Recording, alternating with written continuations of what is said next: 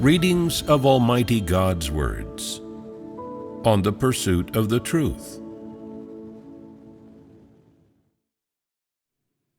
How to pursue the truth. 3. Where did we get to in our fellowship at our last gathering? We were fellowshipping on how to pursue the truth, which relates to two major topics, which are primarily two aspects of practice. What is the first? The first is letting go. And the second? The second is dedicating. The first is letting go, and the second is dedicating. With regard to the practice of letting go, we first fellowship on letting go of various negative emotions. The first aspect of letting go involves letting go of various negative emotions. So when we spoke about letting go of various negative emotions, which ones did we mention?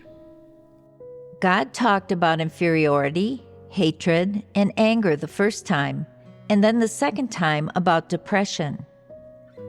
The first time, I talked about the need to let go of hatred, anger, and inferiority.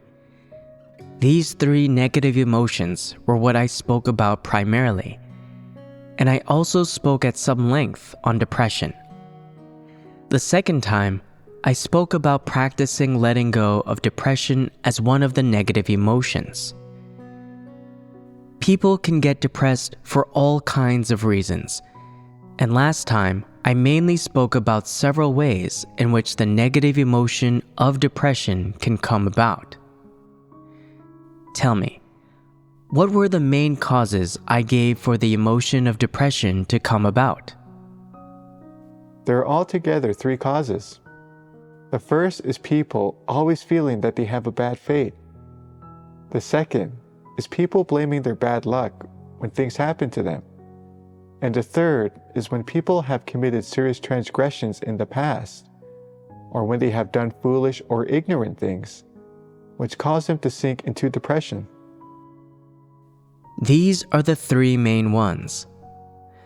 The first is because people believe that their fate is bad, and so they are often depressed. The second is because people believe themselves to be unlucky, and so often get depressed as well. And the third is because people have committed serious transgressions, which leads them to often feel depressed. These are the three primary causes. The emotion of depression is not a fleeting feeling of negativity or sadness. Rather, it is a habitual and recurrent negative emotion in the mind brought about by certain causes. This negative emotion causes people to have many negative thoughts, views, and standpoints, and even many extreme and fallacious thoughts, views, behaviors, and methods. It is not a temporary mood or a fleeting idea. It is a recurrent and habitual negative emotion, with people all the time, accompanying people in their lives, in their innermost hearts, and deep in their souls, and with them in their thoughts and actions. Not only does this negative emotion affect the conscience and reason of people's normal humanity, but it can also have an impact on the various standpoints, views, and perspectives people have in the way they look at people and things, and in their conduct and actions in their daily lives. Therefore, it is necessary for us to analyze different negative feelings, dissect them, and recognize them before then letting them go and changing them one by one, striving to gradually leave them behind so that your conscience and reason, as well as the thinking of your humanity, become normal and practical, and so that the way you look at people and things, and the way you conduct yourselves and do things in your daily lives are no longer impacted, controlled, or even oppressed by these negative feelings.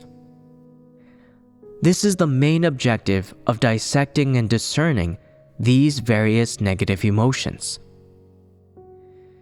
The main objective is not for you to listen to what I say, know it, understand it, and then leave it there, but rather it is for you to know from my words exactly how harmful negative emotions are to people, to know how harmful they are and how great an impact they have on people's daily lives, the way they view people and things, and the way they conduct themselves and behave.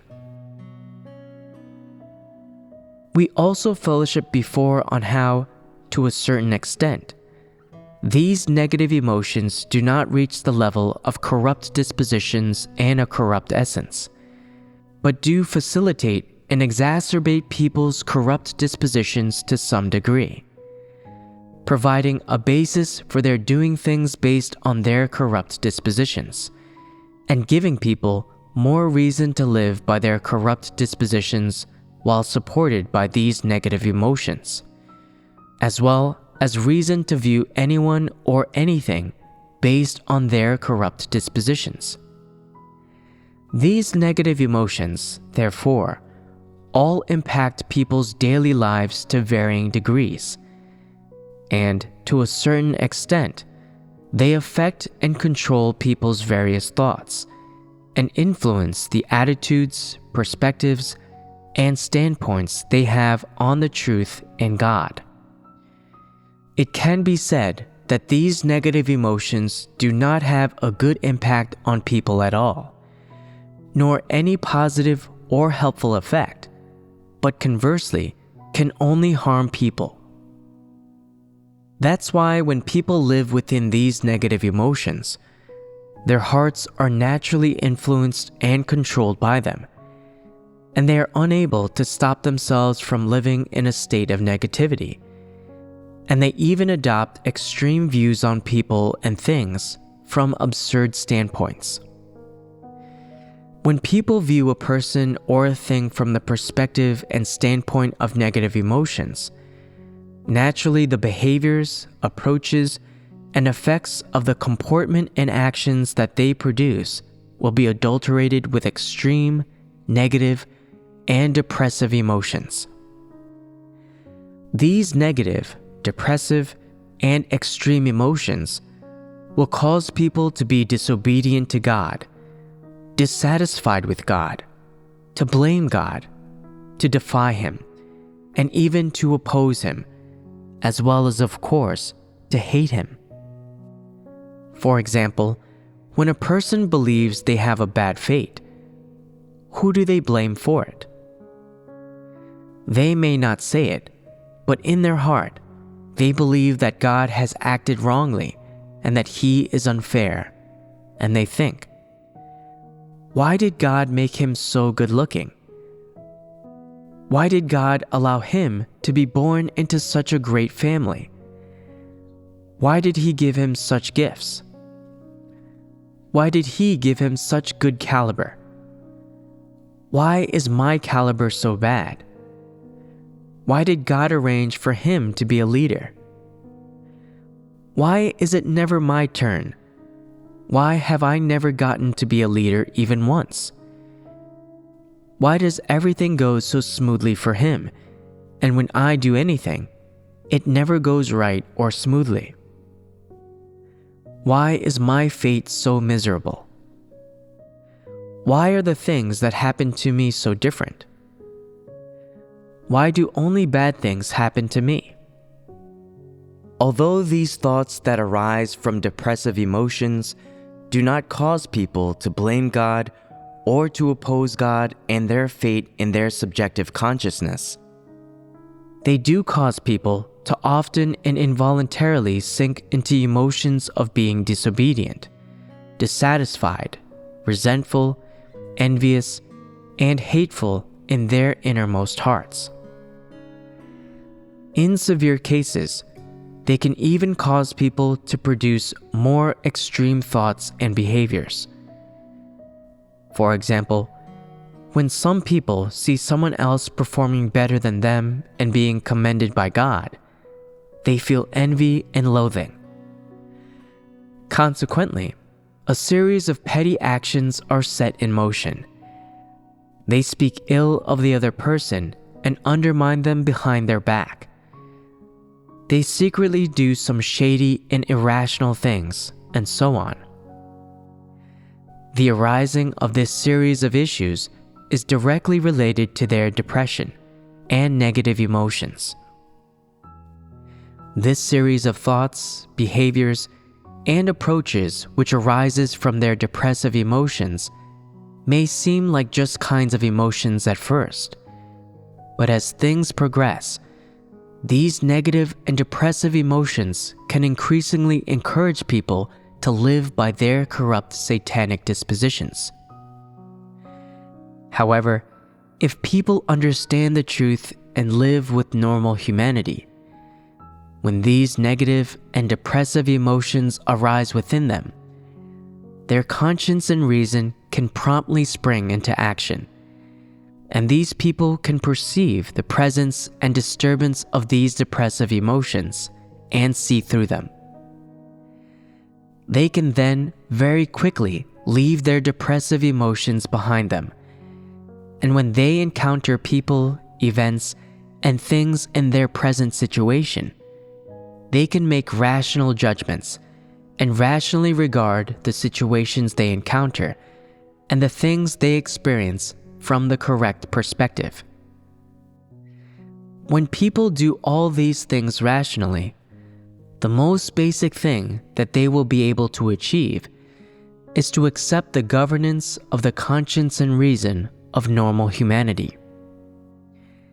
Even better, if they understand the truth, they will be able to act in accordance with the truth principles in a more rational manner, upon the basis of their conscience and reason, and they will not comport themselves or act under the mastery of their corrupt dispositions. However, if negative emotions take the predominant position in their hearts, influencing their thoughts, views, and the way they handle matters and conduct themselves, then naturally these negative emotions will affect their progress in life and lead to their thoughts, choices, behavior, and approaches being obstructed and disturbed in all manner of situations. In one respect, these negative emotions facilitate people's corrupt dispositions, causing people to feel at ease and justified living in their corrupt dispositions. In another respect, they can also cause people to resist positive things and to live in negativity, unwilling to see the light. In this way, negative emotions become more rampant and severe in people, and they absolutely do not permit people to act rationally within the boundaries of conscience and reason. Instead, they prevent people from seeking the truth and from living before God, and in this way, people naturally degenerate even further, not only feeling negative, but also straying far from God. And what will the consequences be of things continuing like this? Not only can negative emotions not resolve people's corrupt dispositions, but they will facilitate them, which will cause people to handle matters and conduct themselves based on their corrupt dispositions and to go their own way.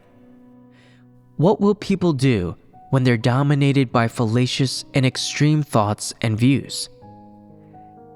Will they disturb the work of the church? Will they spread negativity and judge God and the work arrangements of God's house? Will they blame God and defy Him? They certainly will. These are the ultimate consequences. A series of approaches such as disobedience, dissatisfaction, negativity, and opposition will arise within people. These are all the consequences of negative emotions taking a predominant position in people's hearts over a long period of time. Look, just a tiny negative emotion, an emotion that people would seemingly be unable to feel, that people could not even sense the existence of, or feel whatever effect it's having on them. This tiny negative emotion still follows them around, as if it has been with them since birth. It causes people harm of all shapes and sizes, and it is even constantly enveloping, intimidating, suppressing, and binding you, to the point where it accompanies you all the time, just like your life does, and yet you are totally unaware of it, often living within it and taking it for granted, thinking things like, "This is how people are supposed to think. There's nothing wrong with it. It's very normal." Who doesn't have some active thoughts like these? Who doesn't have some negative emotions? You are unable to sense the harm this negative emotion is causing you, but the harm is very real, and you will often be involuntarily incited by it to naturally pour forth your corrupt dispositions, and to act and comport yourself based on your corrupt dispositions, until finally you do everything based on your corrupt dispositions. You can imagine what the final results of this are. They are all negative, all adverse, with nothing beneficial or positive, much less anything that can help people to gain the truth and God's commendation. These are not optimistic outcomes. Therefore, as long as negative emotions exist in a person, all kinds of negative thoughts and views will severely influence and dominate their life. As long as negative thoughts and views influence and dominate their life, there will be huge obstacles stopping them from pursuing the truth, practicing the truth, and entering into the truth reality. And so, it is necessary for us to continue exposing and dissecting these negative emotions so that all of them can be resolved. The negative emotions we have just fellowshipped on have a serious effect and cause severe harm to people. But there are other negative emotions which likewise influence and harm people. Besides the negative emotions of hatred, anger, inferiority, and oppression, which we have already talked about, there are the negative emotions of distress, anxiety, and worry. These emotions are likewise rooted deep in people's innermost hearts, and they accompany people in their everyday lives and in their words and actions. Of course, when things happen to people, they also affect the thoughts and views that arise within them, as well as the standpoints and perspectives they take. Today, we will dissect and expose the negative emotions of distress, anxiety, and worry, and endeavor to help people discover them within themselves. After people discover these negative emotions within themselves, the ultimate goal is for them to know these negative emotions thoroughly, to clear them out, to no longer live under their influence, and to no longer live and comport themselves with these negative emotions as their basis and foundation.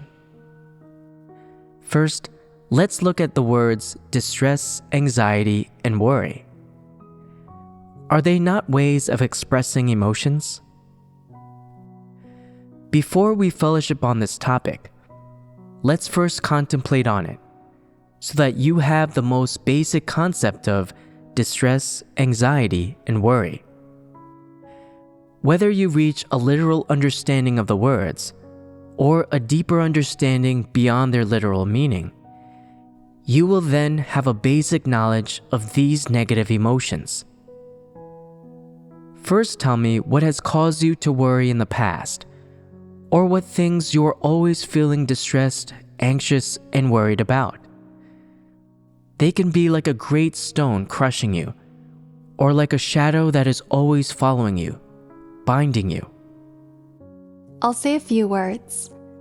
When I don't achieve any results in my duty, this emotion is quite prominent, and I worry whether I'll be exposed and cast out, and whether I'll have a good future and a good destination. When I achieve results in my duty, I don't feel like this. But whenever I don't achieve results in it for some time, this kind of negative emotion becomes extremely evident. Is this not a manifestation of the negative emotions of distress, anxiety, and worry? It is. That's right.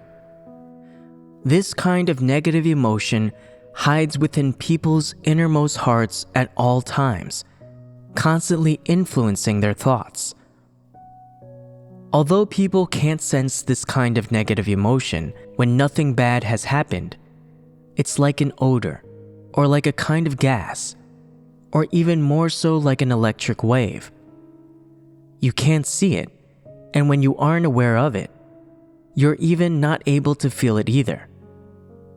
However, you can always sense its presence in your innermost heart, like the so-called sixth sense, and you can always subconsciously feel the existence of this kind of thought and emotion. At the appropriate time, in the appropriate place, and in the appropriate context, this kind of negative emotion will rise up little by little and emerge bit by bit. Isn't that so? So, what other things make you feel distressed, anxious, and worried? Is there nothing besides what was just mentioned? If so, then you must be living so happily and without worry, without any anxiety, and without feeling distressed about anything. Then you would be a free person indeed. Is that how it is? No. Well then, tell me what is in your hearts. When I don't perform well in my duty, I'm always worrying about losing reputation and status, worrying what my brothers and sisters will think of me, and what my leader will think of me. Also, when I'm working together with my brothers and sisters to do my duty, and I keep revealing my corrupt dispositions, I'm always worrying that I believed in God for so long, yet I haven't changed at all, and if this carries on, then perhaps one day I'll be cast out. These are the misgivings I have. When you have these misgivings, do the negative emotions of distress, anxiety, and worry arise in you? So, most of you are anxious and worried because you're not performing your duties well. Is that right? Mostly, I'm worried about my future and my fate. Worrying about one's future and fate is the predominant one. When people are unable to see through to, understand, accept, or submit to the environments that God orchestrates and His sovereignty, and when people face various difficulties in their daily lives, or when these difficulties exceed what normal people can bear, they subconsciously feel all kinds of worry and anxiety, and even distress. They don't know what tomorrow will be like, or the day after, or how things will be in a few years' time, or what their future will be like, and so they feel distressed, anxious, and worried about all manner of things. What is the context in which people feel distressed, anxious, and worried about all manner of things? It is that they don't believe in the sovereignty of God. That is, they are unable to believe in and see through to God's sovereignty. Even if they saw it with their own eyes, they wouldn't understand it or believe it. They don't believe that God holds sovereignty over their fate. they don't believe that their lives are in God's hands, and so distrust arises in their hearts toward God's sovereignty and arrangements. And then blame arises, and they are unable to submit. Besides blaming and being unable to submit, they want to be masters of their own fate and act on their own initiative. What then becomes the actual situation after they start acting on their own initiative? All they can do is live relying on their own caliber and abilities. But there are many things they cannot achieve or reach or accomplish with their own caliber and abilities. For example, what will happen to them in the future? Whether they'll be able to get into college, whether they'll be able to get a good job when they finish college, and whether everything will go well for them once they get a job.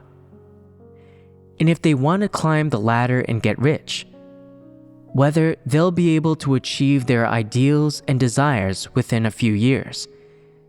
And then, when they want to find a partner and to get married and start a family, what kind of partner will be suitable for them? To man, things such as these are unknown. With such things unknown, people feel at a loss. When people feel like they're at a loss, they become distressed, anxious, and worried. They feel distressed, anxious, and worried about everything the future may hold for them. Why is this? It's because within the ambit of normal humanity, people just cannot bear all these things. No one knows how they will be in a few years' time. No one knows what their job, or marriage, or children will be like in the future. People just don't know these things.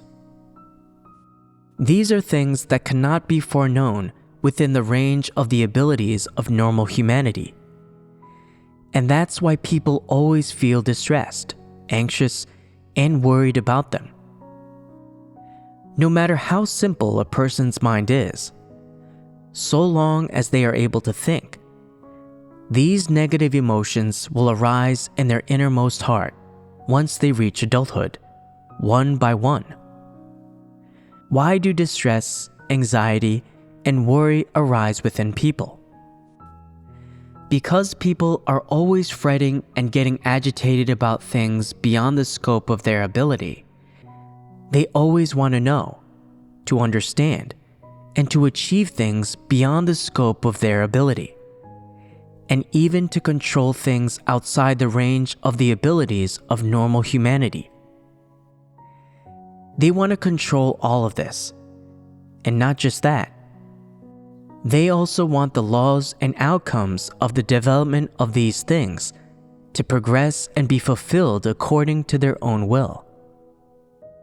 Therefore, dominated by such irrational thoughts, people feel distress, anxiety, and worry, and the consequences of these emotions differ from person to person. Regardless of what things people feel intensely distressed, anxious, or worried about, thereby forming these negative emotions, people should take them very seriously and seek the truth to resolve them. We will fellowship on the negative emotions of distress, anxiety, and worry primarily from two aspects.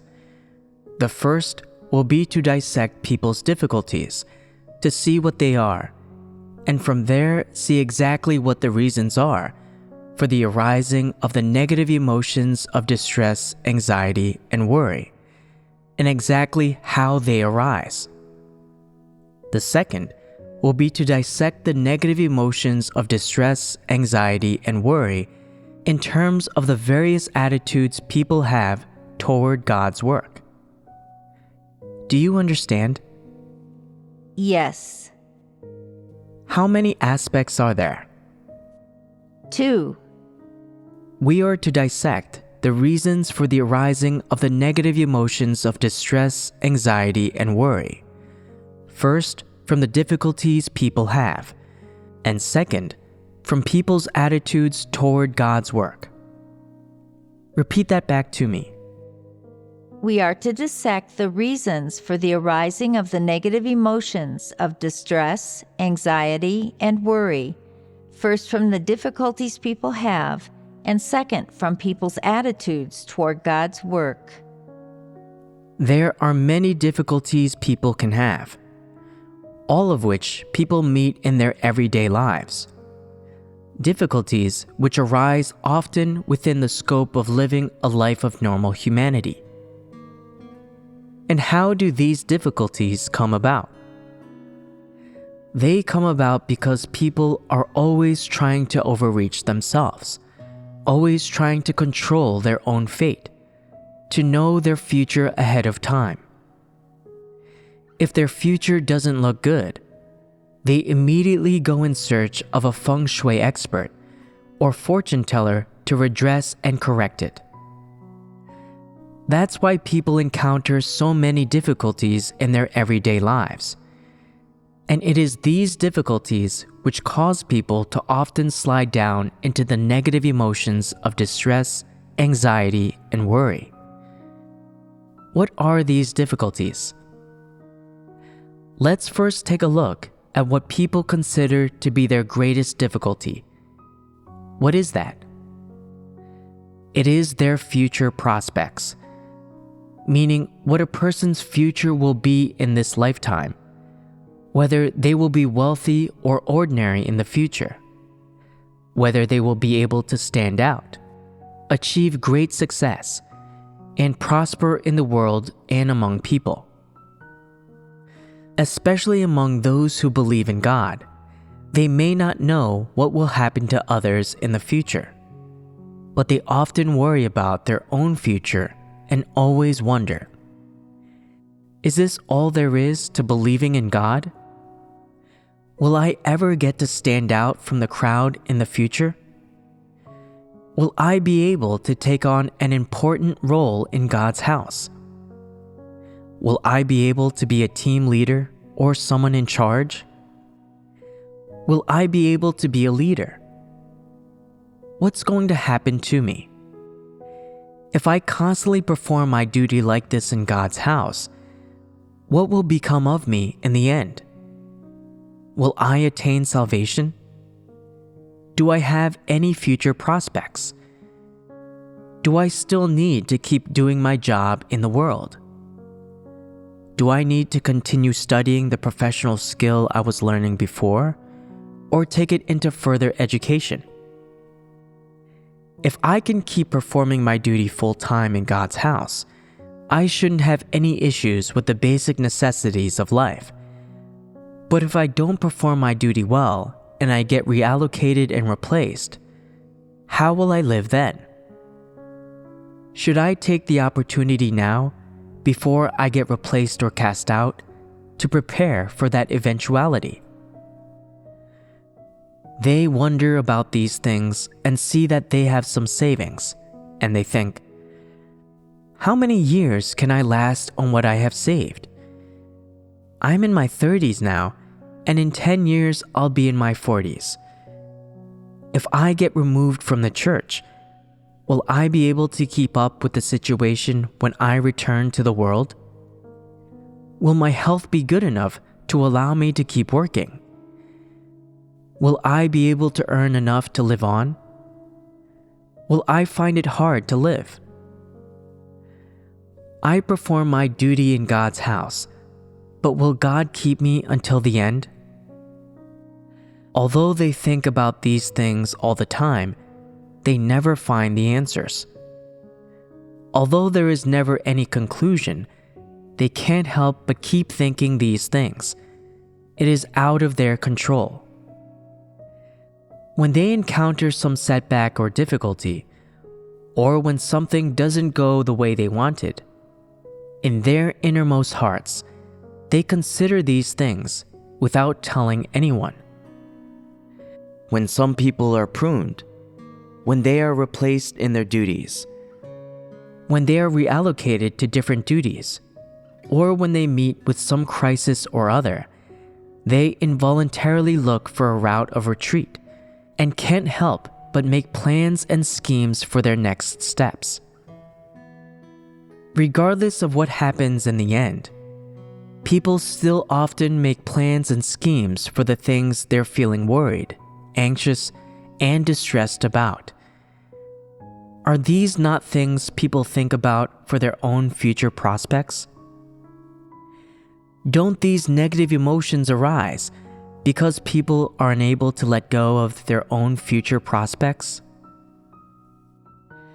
When people are feeling particularly enthusiastic, and when things are going very smoothly in the performance of their duties, and especially when they get promoted, used for some important tasks, when they enjoy the support of most of their brothers and sisters, and when their own value is reflected, they don't think about these things. The moment their reputation, status, and interests are threatened, they can't help but retreat back into the negative emotions of distress, anxiety, and worry. When they go back into these negative emotions, the way they approach these negative emotions is not to flee from them or reject them, but rather it is to cater to them and try to work hard to sink down into these feelings of distress, anxiety, and worry, to go deeper into them. Why do I say this?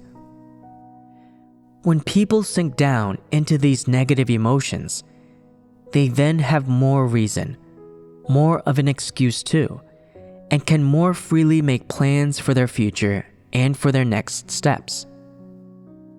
While they're making these plans, they think this is just how it should be, that this is what they're supposed to be doing, and they use the saying, "Every man for himself and the devil take the hindmost," and another saying, "He who doesn't plan for the future will have troubles right at hand," meaning that if you don't make plans for and consider your future and fate in advance, then no one else will worry about them for you, and no one else will care about them for you.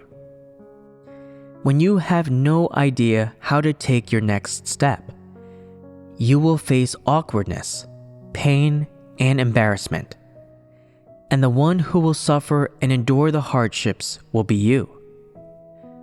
So, people feel that they are very smart, and every step they take, they will look forward 10 steps.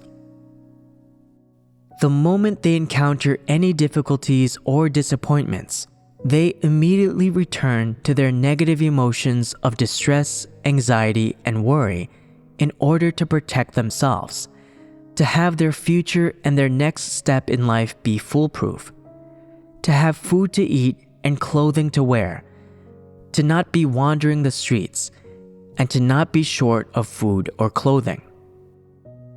Therefore, under the influence of these negative emotions, they often warn themselves, thinking, "I must make plans in advance, hold some things back, and leave myself a sufficient way of retreat.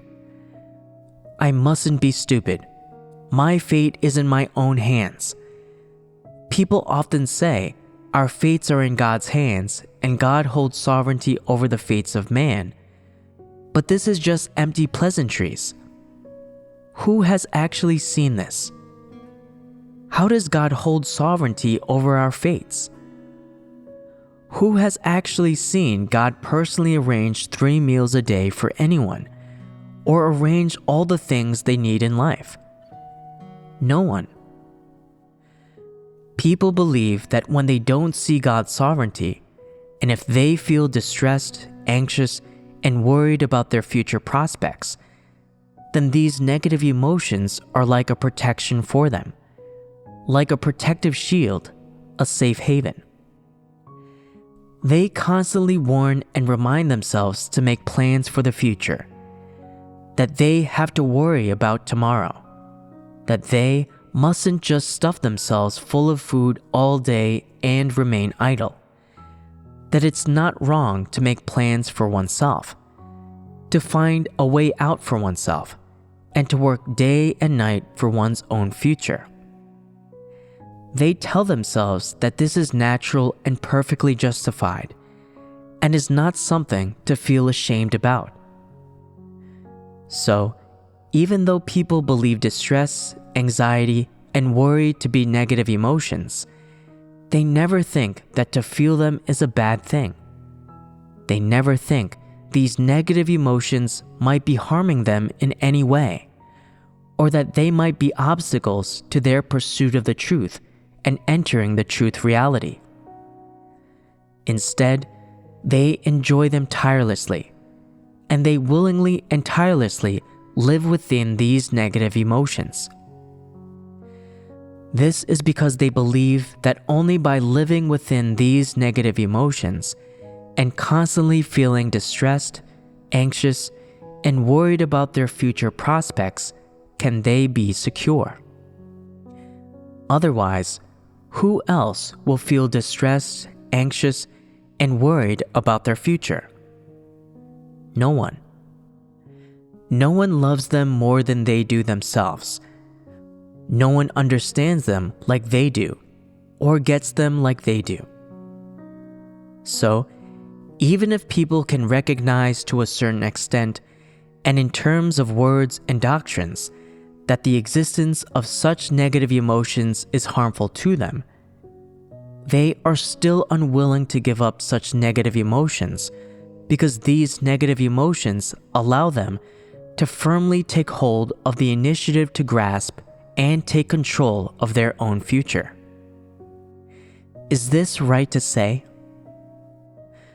To people, therefore, worrying, feeling anxious, and feeling distressed about their future is a matter of tremendous responsibility. It is not shameful, nor pathetic, nor hateful, but to them, it is rather just as things should be. That's why these negative emotions are very difficult for people to let go of, as if they have been with them since birth. Everything people think about since their birth is for themselves, and the most important matter to them is their own future prospects. They think that if they take a firm hold on their future and keep watch on it, then they will live a worry-free life. They think that with good future prospects, they will have everything they want, and it will all be a cinch. And so, people never get sick of feeling distressed, anxious, and worried about their future over and over again. Even if God has given His promise, even if people have enjoyed or received much grace from God, even if they have seen God bestow all manner of blessings on mankind and other such facts, people still want to live in the negative emotions of distress, anxiety, and worry, and to make plans and designs for their future. Besides future prospects, there is something else important, something which people also often feel distressed, anxious, and worried about, and that is marriage. Some people don't worry about it and are not concerned if they're still not married in their 30s, because there are many people now in their 30s who aren't married.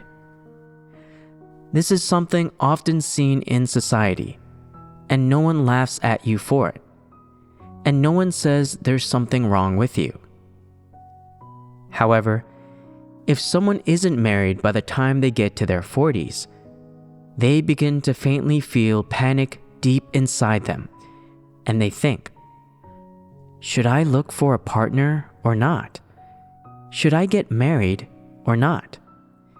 If I don't get married and have a family, if I don't have any children, will I have anyone to look after me when I'm older?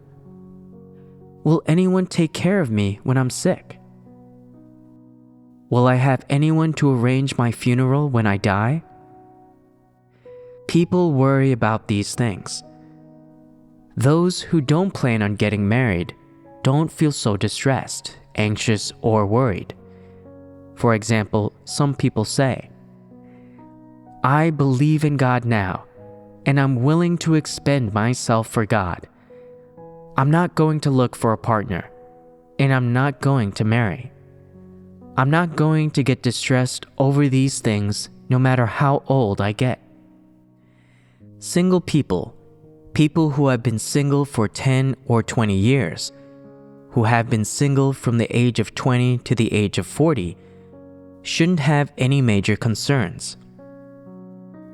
Even though they may occasionally feel some slight worry and distress because of environmental factors or objective reasons, because they believe in God and are busy performing their duty, and because their current resolve hasn't changed, the kind of worry they feel is vague and comes only now and then, and it's not a big deal.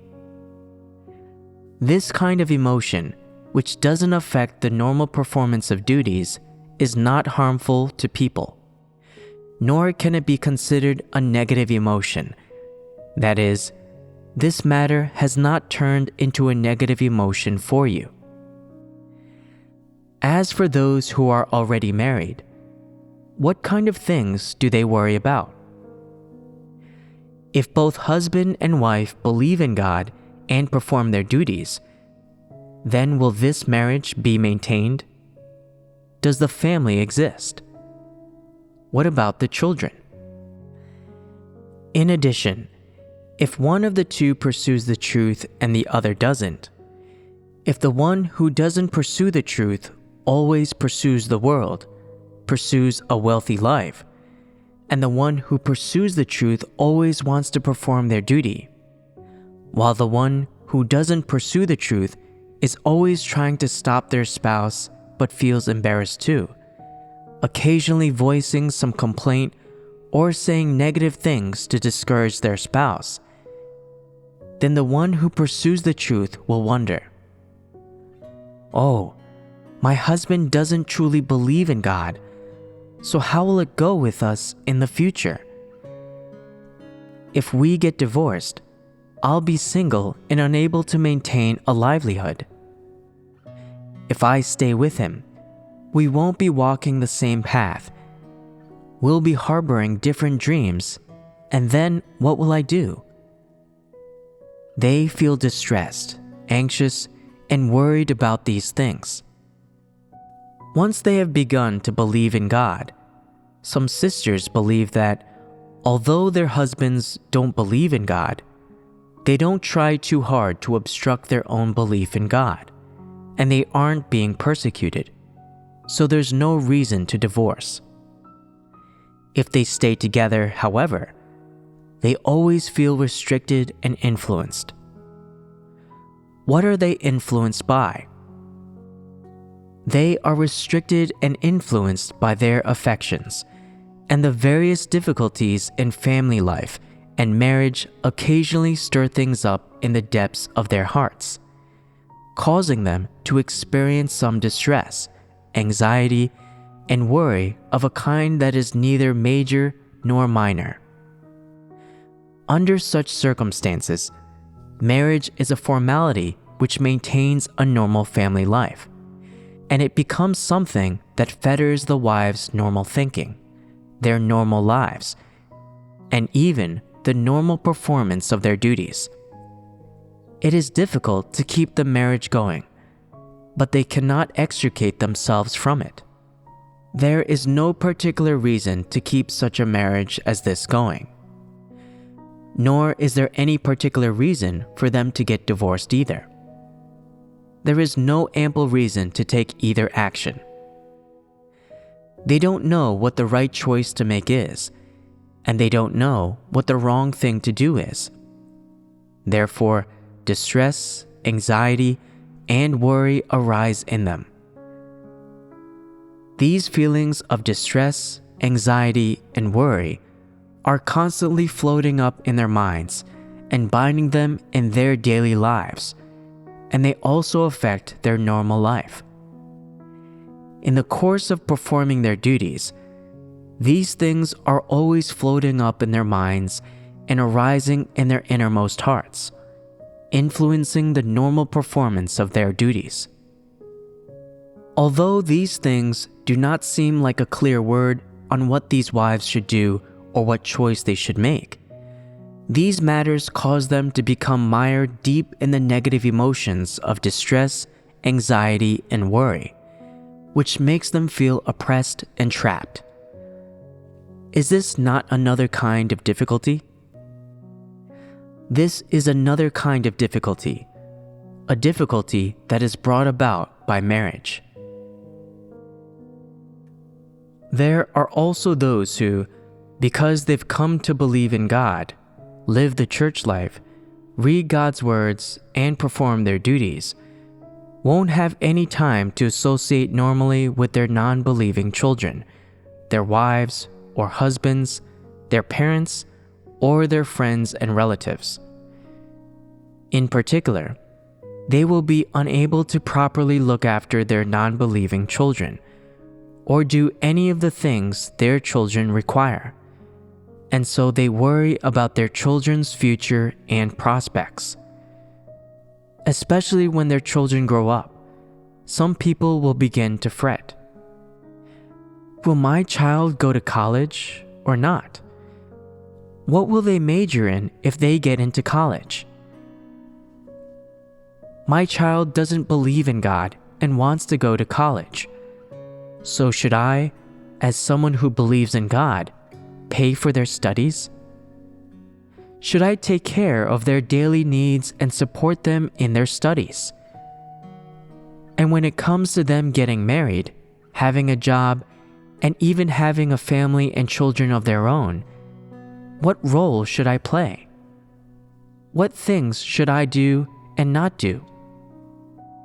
They have no idea about these things. The moment something like this comes along, the moment they find themselves in such a situation, they are at a loss and have no idea what to do. Nor do they know how to handle such things. As time passes, distress, anxiety, and worry arise regarding these things. If they do these things for their child, they fear going against God's will and displeasing God. And if they don't do these things, they fear not fulfilling their parental responsibilities and being blamed by their child and other family members. If they do these things, they fear that they will lose testimony. And if they don't do these things, they fear being mocked by worldly people and being laughed at, jibed at, and judged by their neighbors. They fear dishonoring God, but they're also afraid of earning themselves a bad reputation and feeling so ashamed that they cannot show their face. As they vacillate around these things, distress, anxiety, and worry arise in their hearts. They feel distressed about not knowing what to do. They feel anxious about doing the wrong thing, no matter what they choose, and not knowing whether anything they do is appropriate. And they worry if these things keep happening, then one day they won't be able to cope with them. And if they have a breakdown, then things will be even harder for them. People in such a situation as this feel distressed, anxious, and worried about all of these things that crop up in life, whether they are big things or small things. Once these negative feelings arise in them, they become mired in this distress, anxiety, and worry, and are unable to free themselves. If they do this, it's wrong. If they do that, it's wrong. And they don't know what the right thing to do is. They want to please other people, but they fear displeasing God. They want to do things for other people so that they are spoken well of, but they don't want to dishonor God or cause God to detest them. That is why they always become mired in these feelings of distress, anxiety, and worry. They feel distressed both for other people and for themselves. They feel anxious about things both for other people as well as for themselves. And they also worry about things for other people as well as for themselves. And so they become mired in a double difficulty from which they cannot escape. Such negative emotions as these not only affect their daily lives, but affect the performance of their duties as well as, of course, affecting their pursuit of the truth to some degree. This is a kind of difficulty. That is, these are difficulties relating to marriage, family life, and personal life. And it is because of these difficulties that people often become stuck in distress, anxiety, and worry. Aren't people to be pitied when they become stuck in this kind of negative emotion? They are. Are they to be pitied? You still say they are, showing that you are still very sympathetic toward them. When someone becomes mired in a negative emotion, regardless of what the background is to the arising of that negative emotion, what is the reason for its arising? Is it because of the environment? Because of the people, events, and things around that person? Or is it because the truth God expresses disturbs them? Is it the environment that affects the person? Or is it that God's words disturb their lives? What exactly is the reason? Do you know? Tell me, whether it be in people's normal lives or in the performance of their duty, are these difficulties present if they pursue the truth and are willing to practice the truth? No. These difficulties are present in terms of objective fact. You say they are not present. So could it be that you have resolved these difficulties? Are you capable of doing that? These difficulties are unresolvable, and they are present in terms of objective fact. What will the outcome of these difficulties be in people who pursue the truth? And what will their outcome be in those who don't pursue the truth? They will have two completely different outcomes. If people pursue the truth, they won't get caught up in these difficulties and sink into the negative emotions of distress, anxiety, and worry. Conversely, if people don't pursue the truth, these difficulties are present in them just the same. And what will the outcome be? They will entangle you so that you're unable to escape. And if you're not able to resolve them, they will ultimately become negative emotions that tie themselves into knots in your innermost heart. They will affect your normal life and the normal performance of your duties, and they will make you feel oppressed and unable to find release. This is the outcome they will have on you. These two outcomes are different, aren't they? So, let's return to that question I asked just now. What was it I asked? Is it environmental influences, or is it God's words disturbing people that cause negative emotions to arise in them? So, what is the reason? What's the answer? It's because people don't pursue the truth. That's right. It's neither of those things, but rather it's because people don't pursue the truth. When people don't pursue the truth, they often become mired in extreme thoughts and negative emotions, and are unable to free themselves. Repeat the question I asked just now. Is the reason for the arising of negative emotions in people because of their environment and the people, events, and things around them? Or is it because the truth God expresses disturbs people? To say it simply, is it because of environmental influences or because God's words disturb people? Which one is it?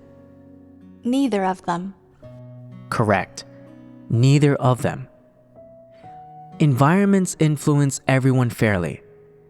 If you pursue the truth, then you won't sink into a negative emotion because of some environment.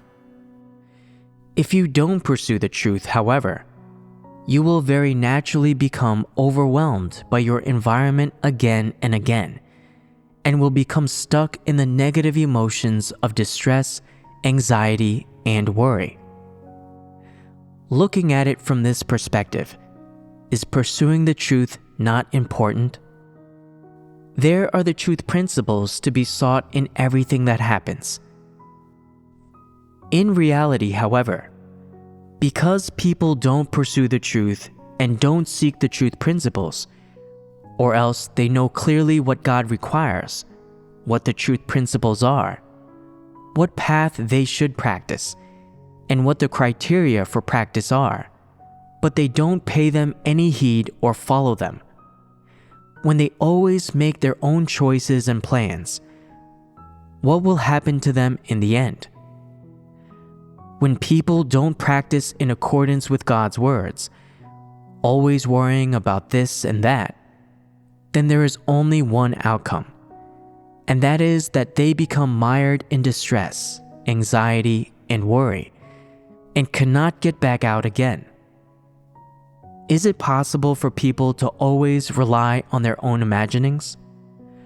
For things to always go as they would wish? To keep other people happy as well as receive God's approval? That's impossible. They always want to handle things in a way that makes everyone around them happy, pleased, and full of praise for them.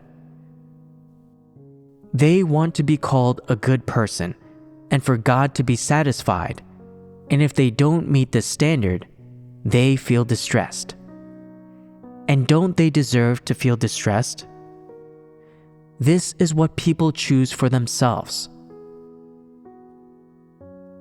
There are also some absurd people who say, if God didn't speak so many words, I would do things according to the moral standards of being a good person. That'd be so simple, and there wouldn't be so many statements made.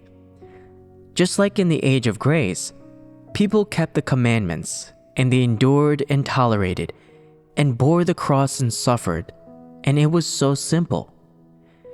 Wasn't that the end of the matter? Now, with so many truths spoken by God and so many principles of practice given in fellowship, why can't people achieve them after such a long time? People's calibers are too lacking, and they aren't able to understand it all. And there are many truths they cannot achieve. There are also many difficulties in people putting the truth into practice. And even if they do understand it, they still find it hard to achieve. If you understand the truth but don't practice it, you feel uneasy. But when you do practice it, there are so many practical difficulties. People believe that God's words are disturbing them. But is this how it is in reality? This is called being unreasonable and irrational. They are sick of the truth and do not pursue the truth, nor do they practice the truth, but they still want to pretend to be spiritual, pretend to be practicing the truth, and they want to attain salvation. In the end, when they cannot achieve these things, they feel depressed and distressed, thinking, who can balance all these things? It would be better if God lowered his standards a little, and then people would be fine. God would be fine.